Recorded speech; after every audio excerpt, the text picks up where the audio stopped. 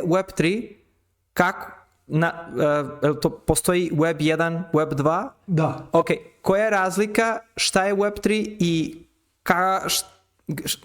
kako nam pomaže? Evo sad ću da objasnim. Znači, 90. godina smo imali Web 1. Web 1 je u suštini bila ona prva iteracija interneta gde smo mi imali nekakve sajtove koje smo jednostavno čitali. Evo, kad smo s početka naše priče, kako se ja pravio sajt, ti napraviš neki sajt, neko dođe tu i pogleda i to je cela interakcija. Pod Web 2 se podrazumeva ona neka revolucija kada su zapravo content postao user generated. Znaš, ti kad imaš Facebook ili nešto, ti ne čitaš nešto što je Facebook tebi namenio da čitaš, nego ti čitaš šta je tvoj prijatelj objavio i ta paradigma, taj obrazac se promenio na način da sad da je web postao interaktivan, da ja ne samo da čitam, nego i doprinosim, ja pravim web, a osim toga taj content je mahom user generated, a ne samo od strane te kompanije ka meni. To je Web 2. E sad, 2008. ili 2009. Satoshi Nakamoto, za koga niko ne zna ko je, koji je čuvena nepostojeća osoba, okačio je taj njegov research paper gde je objasnio kako bi mogao da se napravi blockchain i šta bi to bilo, i objasnio jednu tehnologiju koja je doprinula do toga da se napravi Bitcoin. A u principu ta tehnologija funkcioniše tako da mi na neki način pravimo, ajde kažem, virtualne blokove koji u suštini su takvi da podsjećaju na neki način na jednu vrstu lanca. Zašto podsjećaju? Zato što svaki taj blok ima referencu na prethodni blok, a svaki na prethodni. Tako da ako bi neko probao da neki od tih blokova prošlih promeni, sve ovo napred bi se raspalo. I napravili smo tehnologiju da mi zapravo na nekakvoj mreži možemo da upišemo nešto što niko ne može da promeni. Znači kao da je uklesano u kamen ili čak još više, da kažemo, još sigurnije od toga, jer i kamen može da se polomi. Ovo je nešto što kad jednom unesemo, apsolutno niko nikad ne može da promeni, da fejkuje, da izmeni na bilo koji način. To je jedna stvar. I druga stvar, napravili smo da je to jedna mreža koju u principu sad desetine hiljada nekih računara širom sveta, potpuno nezavisni jedni od drugih održava. Tako da niko to ne može ni da utiče na to, ni da kažem, upravlja time, ni da menja po svom nahođenju. Ne postoji nikakav centralni autoritet koji to odlučuje. I naravno prva upotreba toga je bila finansijska transakcija. Zašto bih ja, jer kako funkcioniše banka u suštini? Ti imaš račun u banci, ja imam račun u banci, oni samo vode tamo neku knjigu i kažu vlada duguje Matiji 100 dinara. Matija duguje vladi 500 dinara. I onda, znači, pare ne idu zaista od jednog do drugog, samo se tamo u nekoj knjizi upisuje ko kome dođe koliko i na kraju se radi neki clearing između tih banaka i tako dalje. Banka za tu svoju uslugu uzima proviziju, je li tako? Ti plaćaš održavanje računa, ja plaćam održavanje računa, plus ta transakcija možda nešto košta, a povrh svega toga banka bi u teoriji mogla tamo da kaže, čekaj, stavimo mi vladi ovde minus od, ne znam, $100,000, pa nek vlada posle dokazuje da... Znači, banka bi u teoriji mogla da bude i maliciozna. Na kraju krajeva svedoci smo da sve te finansije i finansijske tokove, ako ništa drugo, vlade, država kontrolišu, usmeravaju, štampaju novac i tako dalje. I onda je cijela ideja, ajde iskoristimo mi ovu mrežu da radimo te transakcije. Ne postoji centralni autoritet, ja tebi mogu da pošaljem pare, ti meni možeš da pošalješ pare bez da apsolutno iko to može da promeni, utiče na to i bilo šta. I tako je nastao Bitcoin, koji je, da kažem, neka prva decentralizovana mreža, ali prava revolucija mislim da se više dešava sa Ethereumom, koji nastaje par godina kasnije, Vitalik Buterin, koji pravi i kaže, aj ne samo da se bavimo transakcijama novca, to je super, ali ajde da napravimo decentralizovano izvršavanje malih programa, takozvanih pametnih ugovora, smart contracts. Ajde da napravimo da ja mogu da okačim na taj blockchain nekakav program i da niko ne može da spreči da se taj program izvrši. Znaš, znači, na primjer, mi regulišemo neke odnose između nas dvojice, recimo kažemo kad se to i to desi, ti ćeš od mene da dobiješ $1000, na primjer. I mi to stavimo na blockchain i apsolutno ne postoji niko ko može to sad da promeni na bilo koji način, ako je to recimo napravljeno da se desi za 10 godina, to će se desiti za 10 godina, nema sile da ga bilo ko spreči, nema vlade, nema policije, nema države koja to može da spreči. Čak i da nuklearna bomba padne, blockchain je napravljen tako da dovoljno da jedan nod ostane živ i dalje blockchain radi. Tako da, a postoje desetine hiljada, stotine hiljada, čak i milioni, doduše postoji različite chainovi, različite mreže i tako dalje.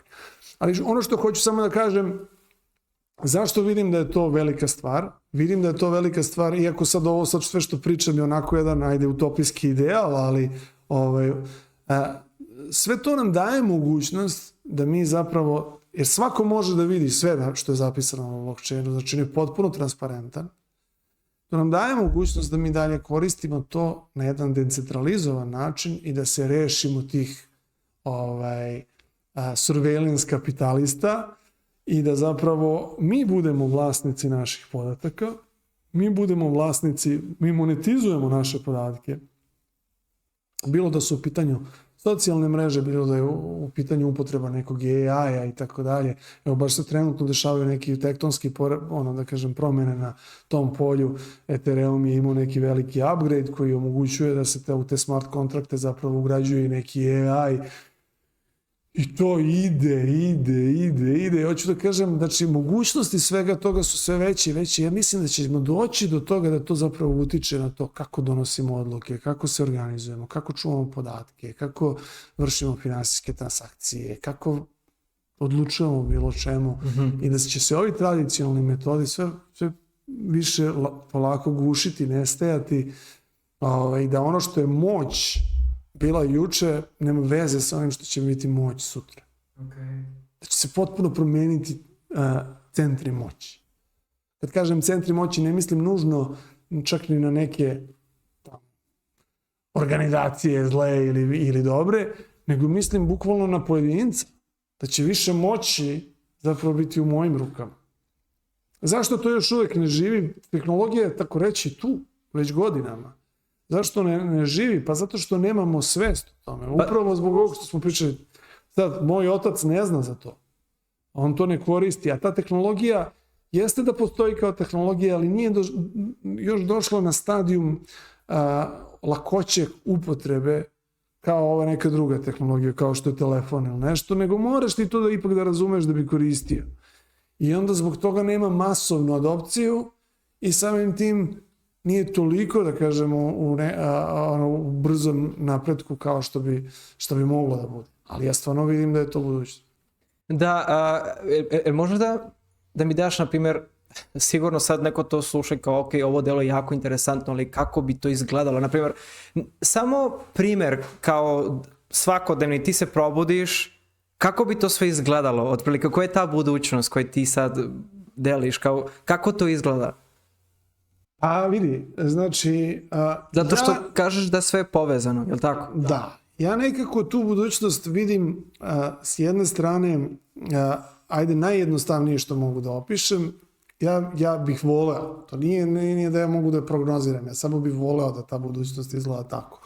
A to je da ja imam sav input koji mogu da imam ovako, znači da mi je na dohvat ruke šta god želim od informacija, a da dajem samo ono što ja želim da dam. Okay. Znači da imam punu kontrolu nad onim šta ću da dam, a da imam pun, da kažem, pristup onome što mi je potrebno.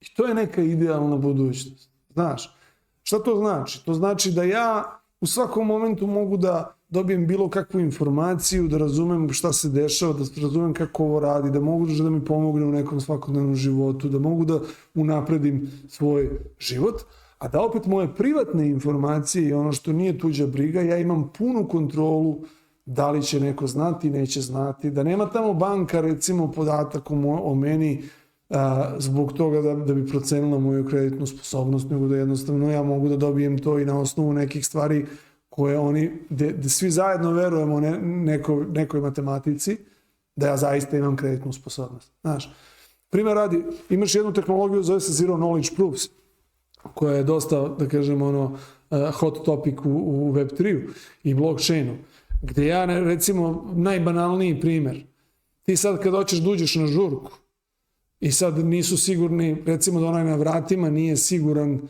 da li ti imaš 18 godina ili ne, ili hoćeš da kupiš piće, ti bi morao da mu pokažeš ličnu kartu na kojoj piše tvoj datum rođenja. I to je suvišna informacija za njega.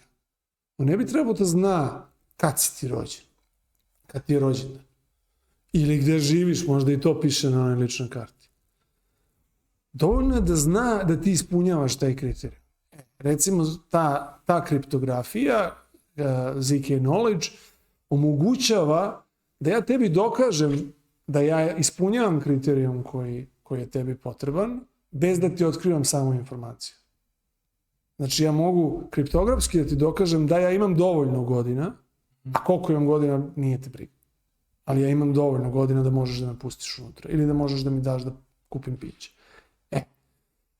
To je kada pričamo o zaštiti informacija, o tome ti pričam. Znaš, da li onaj službenik, recimo na pasoškoj kontroli, treba da vidi sve one podatke, ili mu je dovoljno da vidi da ti smeš da prođeš, šta god to značilo. A neka matematika tamo rešava, da on sme da prođe, ispunjava sve uslove. Da li službenik u banci mora da zna sve moje podatke ili je dovoljno da zna da ja imam kreditnu sposobnost šta god ona bila? Da. Zašto bi morao da mi gleda svaki tamo službenik u moj račun? Koliko imam novca? Da. Razumeš? To je stvarno veliki problem koji danas isto primećujem, da samo zbog takvih sitnica koje mi mislimo, on to ne gleda, on stvari gleda i postoji neka diskriminacija i kao, sad nisam dobio posao zbog ovoga, nisam mogao ovo da uspem zbog ovoga, ja sam se toj osobi nisam svideo zato što sam čačko nos. Otko zna? Ja mislim sad da ti imaš punu kontrolu nad tim svojim informacijama i da možeš ti da biraš koliko ćeš kome da daš, a s druge strane da sve informacije koje su od opšteg značaja, znanje i tako dalje ti budu dostupne ovako. Ja mislim da je to jedna lepa budućnost. To je jedna lepa budućnost i htio sam da pitam, znači ti si spomenuo da Web3 je Blue Ocean Strategy. Šta to znači? Pa to u suštini znači da mi danas recimo se puno baziramo na neke biznis modele u tradicionalnom poslovanju. Okay. Postoji čitav jedan svet, da kažem, koji čezne za novim biznis modelima i gde na neki način se mnogo lakše takmičiti, zato što svaka inovacija je dovoljno zanimljiva i interesantna i u principu kada recimo počinjemo neki biznis, znaš, uvijek kad se igraš na toj cutting edge sa tehnologijama, bilo da je Web3, bilo da je AI, bilo da je nešto, pazi, AI sad postoji mainstream, on više nije cutting edge. Mislim, svi pričaju o AI, on je baš postao mainstream. Ali hoću da kažem, kada si u nekim oblastima gdje je relativno mali krug ljudi koji još uvijek tu nešto radi i inovira, ti nemaš konkurenciju, ti u suštini praviš nešto od nule, praviš nešto zanimljivo, da li ćeš uspjeti ili ne, sad zavisi puno, ali opet s druge strane, znaš, mnogo mi je to zanimljivije nego da otvorim još jedan drugstore, pored ovog drugog drugstore, ili butik. Znaš, ovdje je butik, ja sam sad otvorio još jedan butik, a tamo ima još 4 butika. Znaš, tu se jako teško nešto napravi. Ja mogu možda da uspem na taj način, ali u principu tako što ću da porazim onog drugog. Ja moram da pustim njegovu krv. A ovdje ja nemam taj problem da još neko to radi. Ja imam problem da napravim nešto što ima smisla, što ljudima treba. Ako u tome uspem, ja sam uspeo. A ako napravim nešto što nikome ne treba, ja nisam uspeo. Ali ja se ne borim protiv nekoga, nego se ja borim za čovečanstvo. To je nekako lepše mi je, da kažem, objašnjenje? Pa lepši mi je, da kažem, sistem u kome želim da radim. Da radite. Ok.